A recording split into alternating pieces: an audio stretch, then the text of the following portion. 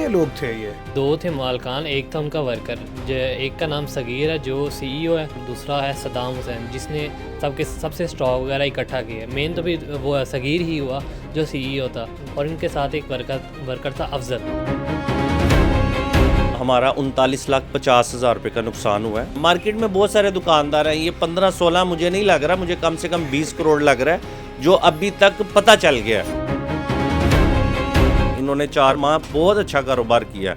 पूरी मार्केट में इनकी दुकान के अलावा किसी दुकान पे कस्टमर नहीं होता था, दुकानदार भी इनसे परचेस करते थे माल सारा। ऐसा भी तो हो सकता है कि मतलब उनको किसी मजबूरी के तहत यहाँ से जाना पड़ गया हो। हम भी मार्केट में बैठे हुए हैं, हमें पता है कौन किसी के साथ कोई मतलब मिसहैप हो जाए तो वो चला जाता है, अपने नंबर ऑन रखता है कम से कम, या अपनी दुकान ओपन रखता है, अपने किसी रिश्तेदार को, अपने भाई को, किसी को बैठा के जाता है। ये नहीं कि लोगों को फ़ोन करके कह रहा है कि जी मैंने फ्रॉड कर लिया, जो होता है कर लो।